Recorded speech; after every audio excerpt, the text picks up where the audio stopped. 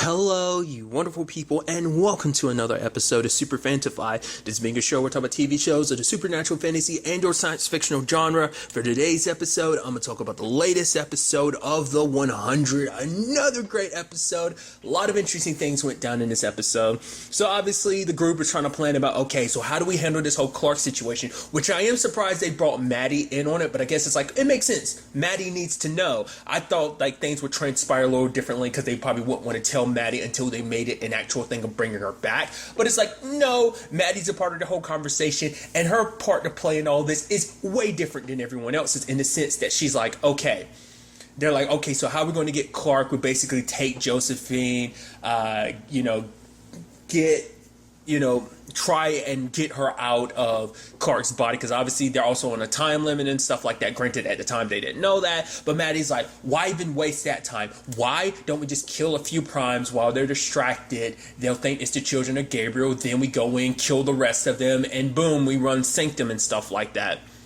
That way, we don't have to worry about sneaking Clark around to save her life. We can just work on their labs here. And then obviously everyone else, it's like, is that you talking? Well, Bellamy's like, is that you talking or is that Shade Hater? And she's like, who cares? And it's like, holy crap.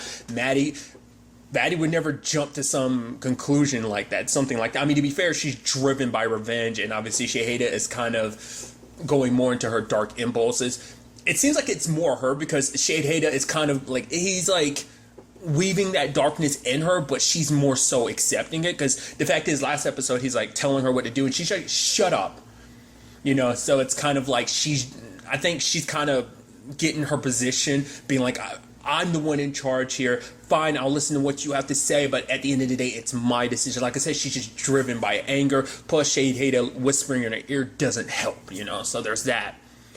To the point, she's even being like, oh, Echo agrees with this, don't you, spy? And it's like, okay, that's a little shitty of you to kind of throw that in her face. But then Echo reminds her, it's like, okay, sure, we could do your plan, except what happens when we'll have to kill everyone else because they'll turn against us once they find out that we killed their gods. So it's like, yeah, kind of a bit aggressive kind of way to handle this particular situation. So I like that. All the while this is happening, it's actually kind of bittersweet, the whole Murphy and Anomaly situation. It's actually kind of beautiful because he's like, he gets down on one knee. I'm like, are you proposing to her? And in a way, yeah. He's like, I know I'm not perfect. I've never come even close. But the fact of the matter is we survived so much. I love you. And could you find yourself loving me for eternity, And in a way, that was kind of a proposal. I do like, it's like, oh, what about Anomaly? Do we tell her? It's like, no, she's with Murphy, so she might side with him, so we don't tell them until the end. But even then, when the time comes, we're going to grab them. Even if we have to force them to come with us, they're coming with us. So it's not like they're going to leave them behind no matter what the circumstances may be. But obviously, Josephine comes to both Riker and Murphy, and obviously now Anomaly about this whole situation of trying to kill Clark.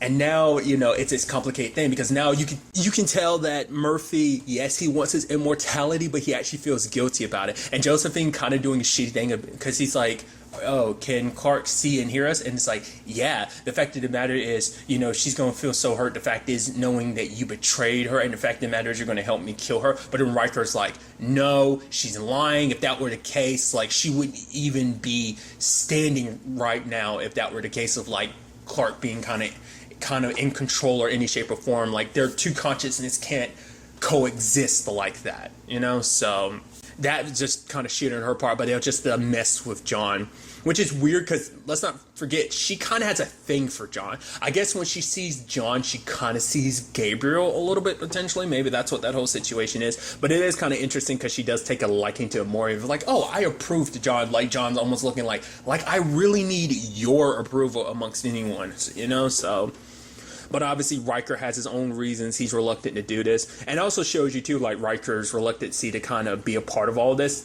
It's a whole thing of like, yeah, Raven chastised him for being like, yeah, like, will this body you're in right now be your last body? But it's like, no, it won't. But even he still hates the system because even he's like, doesn't even live in a palace. Because even Josephine's like, why are you sleeping in the mechanic shop, the machine shop, rather than sleeping in a palace like you should as a prime? So it's a whole complicated thing in that regard.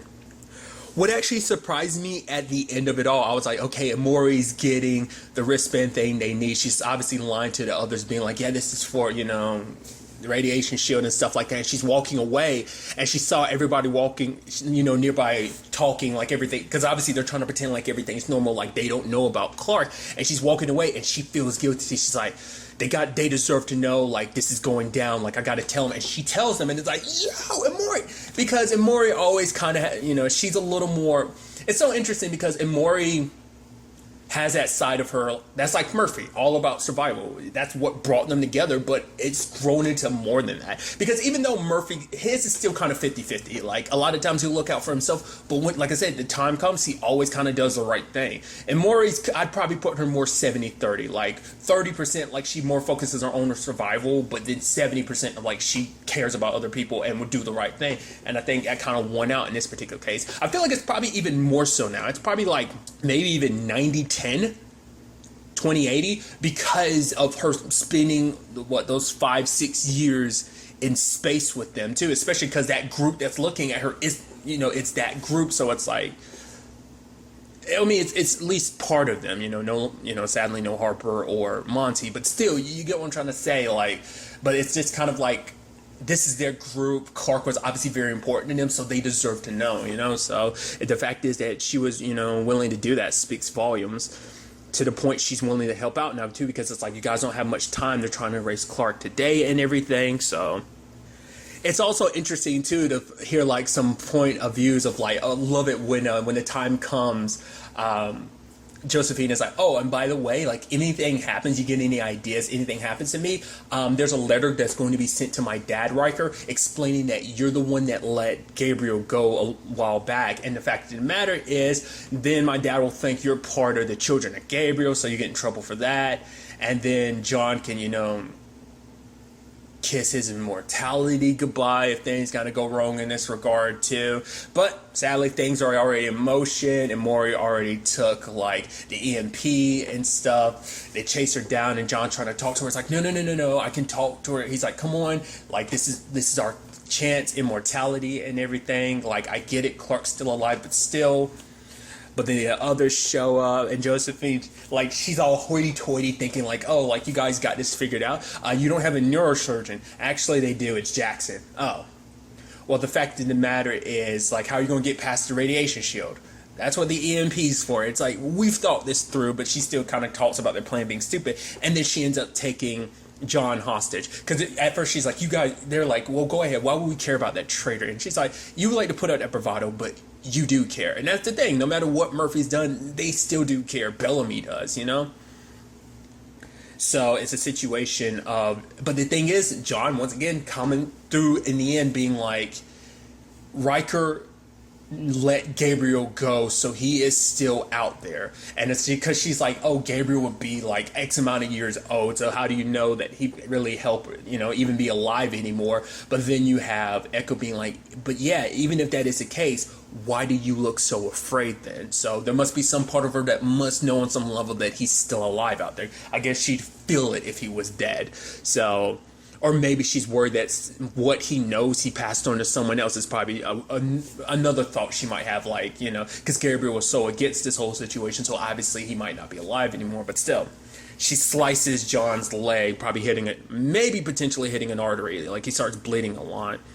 They bring down the shield long enough for Clark to kind of get pushed through along with Bellamy. It's so interesting because I was about to say, like, Clark could go through the radiation shield no problem because of her night blood, but I'm assuming it would affect the mind drive in some shape or form, probably like, or because they probably don't want to let her know that that's a thing. Obviously, it lets Bellamy get through, sure, but like, if she managed to escape, she'd be able to go back through the radiation shield, but I don't know if she knows that night blood protects you from radiation. I don't know if they know that. I would assume they would, but she can't do anything while Bellamy's got her anyway, so the others are staying behind to make sure things kind of play out, try to stay safe while, and it's sad too, because like Maury's saying, like, the fact of the matter is, yes, John, like, even if we die right here, I will love you forever. And it's like, that's so beautiful, it's so good,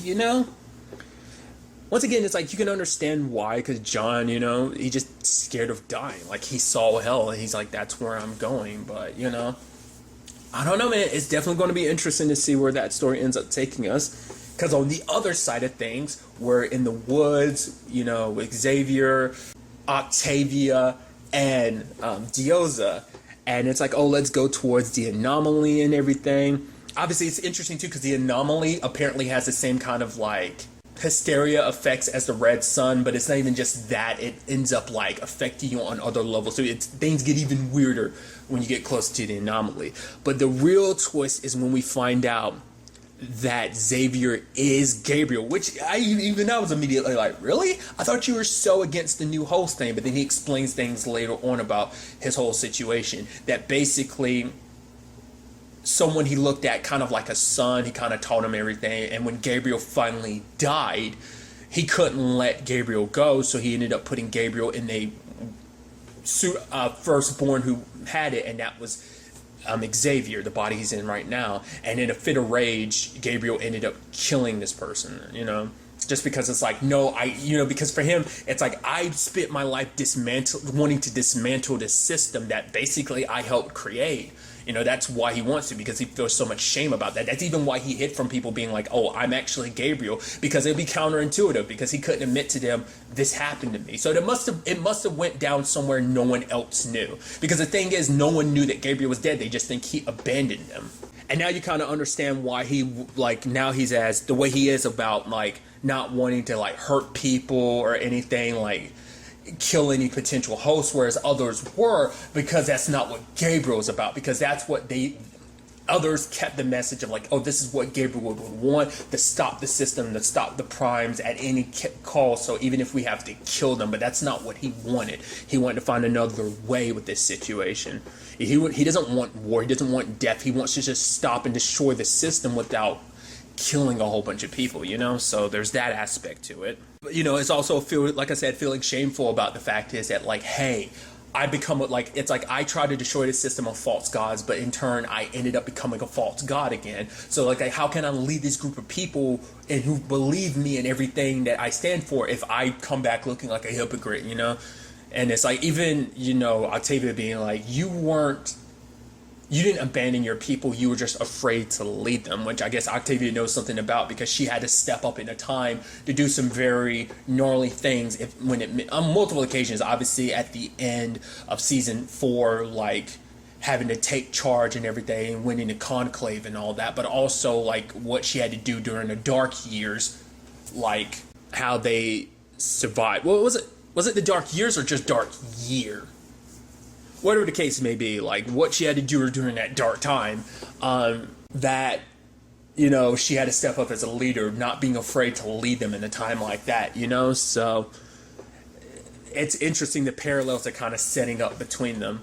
And it's interesting too, because like the Anomaly, it shows you both your greatest fears as well as your greatest desire, and in some cases it's both. Because Gabriel's seeing Josephine, and obviously like he never let her go, because there's a picture of her, even to the point Dioza picked it up, and it's like he's like, put it down, and it's like because she's still important to him, because she probably like his first love, and obviously they probably went through many years together before Gabriel just left the system behind and everything, left Sanctum behind, left Josephine behind. Maybe that made her even more jaded than what she is. Once again, coming, because out of any of all the primes, she's the one that's the most psychopathic. She seems like a psychopath and a sociopath, actually, So it's like, because at least the others seem like they show remorse. She's the one that seems the least remorseful about everything. Because even Russell was suggesting, like, hey, why don't we give Clark her body back and we'll find you a more willing host? He's like, this is literally how we make up for what we did. The fact of the matter is, it's like, but, Joseph, you try to be like, oh, we've give Clark her body back. She's just going to kill us all, because I saw all this stuff about her. It's like, well, what about all the gnarly stuff that you've done in the past, too? So don't, yes, Clark's done a lot, but that's just because of the circumstances surrounding her. But the fact is, Russell's like, if we do the right thing now, she won't, but Josephine has her own perspective of how she wanted to handle things. But getting back to what I was talking about, it's interesting to see what everyone saw. Like, in Dioza's case, she saw her daughter. In Octavia's case, she saw Bellamy, and I guess like thinking back to him almost getting executed, that's her greatest fear because of like who she became, the circumstances her brother found himself in because of her and everything. And it's just thinking back to that, she has her biggest regret of like, I almost let my brother die, and that still weighs on her, you know? And I think to a point she will eventually understand why he did what he did and actually forgive him, being like, it's not your fault. You did this because I was a danger to everyone, a danger to myself, a danger to you, everything we wanted, you know? But who knows, maybe she might be the greatest ally in this, depending on her and Maddie, because her and Maddie are kind of on the same page of just basically killing all these people, potentially right now, or that's where Maddie stands. We'll get to her situation soon enough, but I don't know, we might see her and Octavia kind of join forces in that regard. But nevertheless, what's interesting about the Anomaly situation, though, is obviously it's showing you stuff, but like Diosa goes towards it, and Octavia followed her in, and it's like, oh, what's real and what's not. And Octavia gets spit out, but Diosa doesn't. Now, Octavia comes back cured, but it's like she passes out. We don't know what she experienced in the Anomaly. I wonder, has Gabriel never actually gone inside of it himself? Like, because he's like, anyone that's going in has never come out. Octavia's the first one.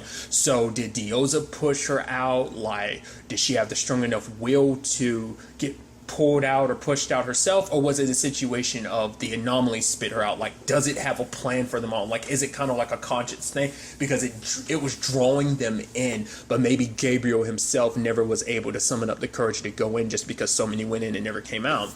So I'm wondering, is by the time Diosa comes back out, are we going to have a situation of her daughter grew up inside of the Anomaly and comes out like an adult or something? Or is it going to be a situation that she comes out a little bit older, but her daughter is not like, you know, she's not pregnant anymore because her daughter's actually either the little girl that she was seeing? Is that what the Anomaly was showing her? I don't know. I'm so interested to find out like where that takes us going forward. So there's that. And circling back to the whole Maddie thing, Maddie kind of going dark side and ended up killing two of the primes. She ended up stabbing one of them in the neck, so I don't know whether she ended up destroying their mind drive or not. I'd assume so, because she could have killed them any other way, so I think they're like perma-dead now because of that, potentially, so. And Maddie tries to go for Delilah's body, but Jordan gets in the way, and you see her being like, wait, Jordan? Like, you actually see her kind of, I think in that moment she kind of snapped back, and it's like, wait, what did I do? You know, potentially, we'll see. Maybe next episode she'd be like, Jordan got in the way, this could have been it. It's like, truth be told, is her doing what she did kind of screwed up their plan. It kind of accelerated things. Like, Russell and them would not have known if it wasn't for her killing him. Like, it caused too much of a kerfuffle, you know, so Maddie kind of messed things up, and like any attempts they might have had to saving Clark, she might have ruined by doing what she's doing, because now all the people from Earth that are in Sanctum are obviously being gathered up because they're going to be tried and everything, which Riker is explaining this to his mom, being like, oh, you want to know why? Oh yeah, because, you know, tell them about Josephine. It's like, wait, you brought your daughter back? It wasn't your time. You jumped the line and bringing back, you know, someone. And it's like, oh, and also, obviously, it didn't stick, too. So it's like, that's their motives. Because Riker's mom is trying to explain, being like, no, the fact of the matter is they're not all that bad, because Delilah's boyfriend, Jordan, tried to save this vessel's life, you know, save my life. So obviously they're not all bad. And Russell's like, oh, we'll try and spare it. It's like, these are circumstances you created. You put, like, now he's kind of going to war, essentially, because he's having them, you know, his people gather up their guns, bring back my daughter no matter what, because that's them going, you know, potentially going to go to war with the children of Gabriel. That means if Bellamy gets there with Josephine or not, that's going to be a whole thing, which in turn he's going to end up meeting up with Octavia, so that's definitely going to be interesting, potentially, if they end up crossing paths directly like that. And then, like, you know, Josephine's going to be like, Gabriel, and, you know, she's probably going to be like, oh, look, you're in a new body, so you really don't hate this. It's probably going to be that type of conversation where he has to be like, no, that isn't what I want. I didn't want this. I still hate this system. I hate what you've become because of it and everything. I started all this because I loved you and I want to bring you back, which even in his head, like, the Josephine from the Anomaly was kind of like, I understand why your son did, you know, the person you thought of like a son, the reason why they did what they did. Eduardo. Was it Eduardo? The name he said? I'm blanking. Nevertheless, it's like, she's like, oh, I can understand, because that's, you know, it's like wanting to bring back the person you love. She could understand more so than anyone. So it's sad the person you love is your both greatest fear and your greatest desire, because you want to be with her because he remembers her. Because anytime he sees her as the girl she originally was. But now it's like that's his greatest fear because he saw probably firsthand who she became, you know? So there's that whole situation. So, and that's definitely going to be interesting to see where that takes us. And then other than that, there's the whole situation with, you know, Abby and Raven. Obviously, the differences of opinion about this whole situation, because Raven's like, don't do this. But, you know, to the point she can't even look at the dude that's being sacrificed, Gavin. He's like, but no, it's like, this is what I want. Like, he thinks he's doing this for a greater purpose and stuff like that, which I guess to a certain extent he's doing it for a noble cause. But I don't know if he directly knew whose life he was actually saving. Whatever the case may be. Obviously, kind of showing like they're having this moment of being like, we shouldn't do this, and even Abby can't even face him, but Josephine's mom kind of goes up and is done with, so go ahead and get to work. It's like so calculated. I guess like they've done it for so long, so it's just kind of easy for them. It's just kind of like, oh, we have to do what needs to be done. Like, obviously you getting what you want in the end will help us get what we want, so it all works out in the end. So obviously for Raven, like, she understands because, you know, she recently lost Shaw, so she'd give anything. I mean, there's obviously, Shaw isn't the first loss she suffered. Once again, she lost Finn all those years ago, so it's like, of course, she knows what it's like to want to bring back the person you love that you lost, but not if it means sacrificing someone else's life. Hell, she's like, think of, would Kane even want this? And it's like, no, Marcus wouldn't. He'd probably even outright hate me for it, but at the end of the day, this isn't about me. This is about saving his life, because in her mind, it's like, legitimately, he's a good man, and he deserves to live. He doesn't deserve this because he's always done the right thing. He's always, you know, he's made mistakes in the past, sure, but he's always tried to go about things the best way. He's the best of them, you know, and it's like he's the best of us, so we have to keep him alive to kind of keep us, you know, he needs to kind of be our moral compass to a certain extent. And obviously in the end, you know, Raven, you know, spacewalks for Abby because she was willing to do it herself, but it's like, the fact of the matter is someone already sacrificed his life for you. I'm not going to let you die too, because that just made things worse. It's not going to make things better just letting you die now, because obviously, you know, Raven still has her complicated feelings about Abby because of last season, her betraying them, her being addicted, and that being, you know, what drove her and everything. But now she, you know, like I said, she's striving to save the man that she loves, even if he won't love her in return for what she's done. And it's kind of interesting because it's like throwing opposite ends of each other, because let's not forget, she didn't want to be saved at the end of season 4, but Marcus saved her regardless because he loved her. It's like, it's that thing of like, you cross that line, and now it's like it's come full circle in that same regard, you know. So the fact is they're willing to do anything to save each other because they love each other. Now Marcus is in a new body. The actor who plays Marcus now is it Grayston Holt?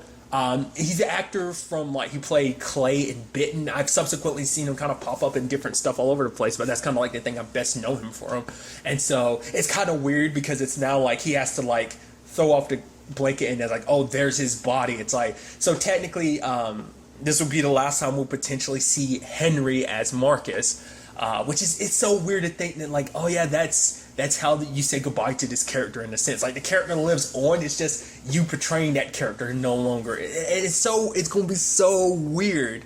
I wonder, is there ever going to be a situation of putting him back in his own body? I doubt that, because his body is dead. So, I mean, who knows? Maybe. But also, like, what's he going to do now? Like, I'm alive, and obviously someone had to die for it. It's like, how, you know, obviously, I mean, hell, like, he's the one that was kind of against the whole, like, you know, eating, you know, the whole cannibalism thing, you know, during a time skip and everything. So this is going to sit that same way, because let's not forget that whole cannibalism thing kind of started with Abby. He was against it, and now it's like Abby did this situation to him and helping these people continue doing what they're doing, and it's like, no. So how Marcus ends up handling this going forward, it's going to be very interesting to see. I am so excited to see where the next episode takes us. This season just gets better and better and better. It's already great from the beginning, but I'm loving the way this story and this arc is building out. I'm so curious to see where all of this takes us going forward into the next episode. But really, that's all I want to talk about today. Next time we meet, be happy, be safe, love life to the fullest, and enjoy it. Good day and goodbye.